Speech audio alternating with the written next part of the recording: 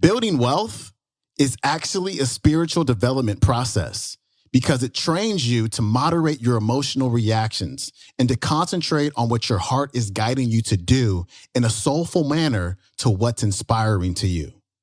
And that is the quote of the day.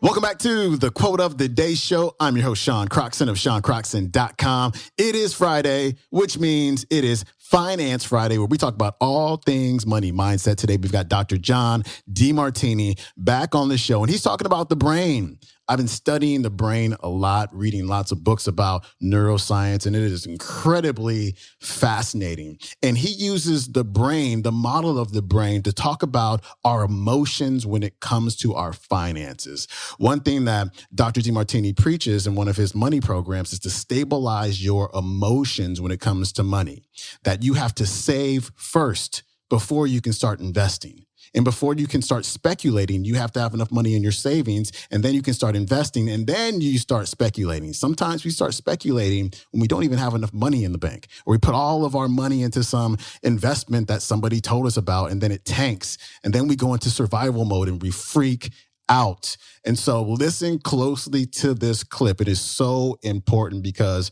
people just completely lose their minds and get really emotional about money. And at the end, they find that all their money is gone. And that's no good. Here's Dr. Demartini.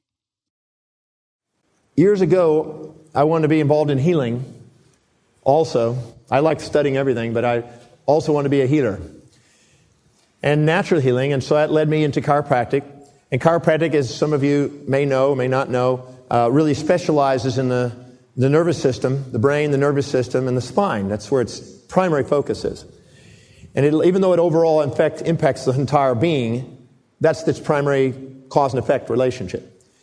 When I was studying the brain and the nervous system, I was very fascinated by brain research and neurological research, and wrote a book many years ago on the brain. And I found something very interesting. The lower centers of the brain, the very lowest centers, the most primitive centers of the brain, the neuron itself, functions from all or none. So you might want to write this on a separate page, but it's a all or none responsing, a reflex. Stimulus, response, stimulus, response, stimulus, response, stimulus, response. It's either all or none. It doesn't have any gradation to it. And so the next level of the brain, beyond the neuron, is the spinal cord. And the spinal cord is, again, sort of an all or none. It's not quite, but it's got a few little intermediate fibers internuncial fibers that might allow it to be response, but with this little modification. There's a little bit of refinement on it. Then you go into the brain stem, and the brain stem has more refinement on it, and less all or none. And then it basically modulates the reflexes and control, because if you got damage from the higher centers of the brain, the reflexes are even more spastic. If the higher centers of the brain are intact, then you have more refined movement that you have conscious control over. And so what happens is at the neuron level, you have all or none. At the spinal level, you have a little less than all or none. And when you go to the brain stem, you have more refinement, a little bit of control over the all or none responses. Instead of being responsive like that, you go, okay, I think I'll kick it this way. And you go up into the basal ganglia, you get even more control. And you go into the limbic brain, you get even more control. And you go into the cortex, even more control. And finally, you get to the corpus callosum, which is the highest region of the brain. You have maximum associations and connections in the brain. It allows you to have fine responses. Instead of reflexes that are all or none, it's now a response, a highly refined response. Well, when we are under stress, we tend to decapitulate and go back down into the past, and we tend to react all or none. How many have been in extreme stress, extreme rage, and watch yourself react, and you were observing it like a witness, watching yourself react, but couldn't do anything about it? Raise your hand if you've ever been in one of those modes. It's like you're watching yourself in rage, but you can't do much about it because there's reflexes going on, and you're responding down there with all or none reflexes, ultimatums, fight, flight. And then you calm down, and you're not under stress, and then you think things through, and you have a highly refined, articulate, communicative process. So the highest centers of the brain are very poised, and the very lowest centers of the brain are very reactive, and they're designed for stress responses. And they're large diameter neurons, so they conduct really fast, so we have fast responses when we're under stress. Because the brain, the highest centers of the brain are poised, and the lower centers of the brain are reactive, as we're evolving our economics, it is wise to follow in an inverse fashion. When we are most reactive, we need to be having our finances most stable. When we are most evolved in our financial understanding, that's when we can handle the most volatility, because we don't react. So what I've done is I've taken the brain and I've taken the economics here, and really most people say they can handle emotional stress and volatility, because stress is simply extreme volatility in the market. If the market goes really high or really low, you're elated or depressed, and you've exaggerated or minimized what's going on, and you're highly vulnerable to react. If you know how to associate and integrate your perceptions and balance your perceptions, you don't react to that, and you can handle that type of volatility.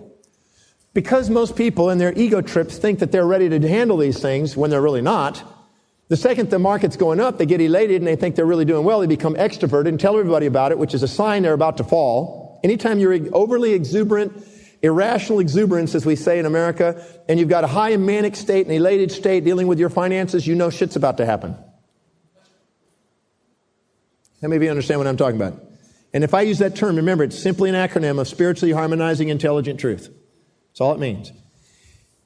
So there's a reason why I've got it set up this way, because the human brain functions in a way that if you have earned the right to function here, you will be prepared to not react. The amount of reaction, let's just say you've got all these different segments filled in. By the time you get up to these type of segments to play, if it's highly volatile, it's only 1/20th of your entire portfolio. So even if it went to complete zero, you're not going to react.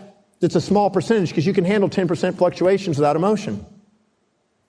Because you've earned the right to be able to handle those type of things, because even the worst case scenario is still an insignificant amount of fluctuation relative to the big picture. If you've got $10 million and it fluctuates $100,000, you go, no big deal. If you've got no money and it fluctuates $100,000, you're going to kill yourself. You're going to go, oh my God, you're going to stress out and do something unwise and want to recover from it, and then become vulnerable to the sharks. The sharks resonate with people who are wounded. I want you to kind of write that. Sharks resonate with people who are wounded. They find out when you're wounded, and they contact you with emails.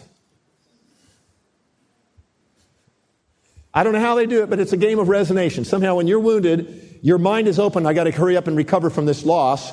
And it's almost like there's somebody out there waiting for you to go, oh, there's somebody who's a sucker. Let's get him.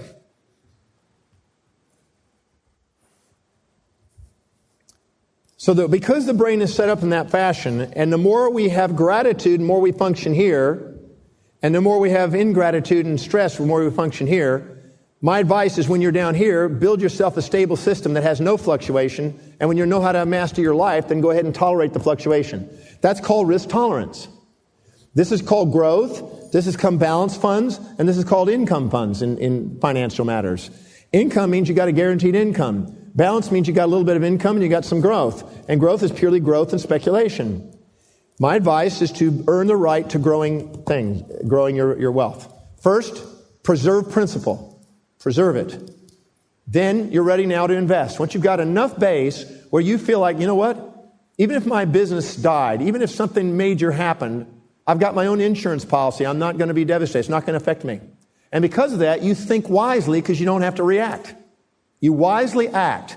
Building wealth is actually a spiritual development process, because it trains you to moderate your emotional reactions and to concentrate on what your heart is guiding you to do in a soulful manner to what's inspiring to you.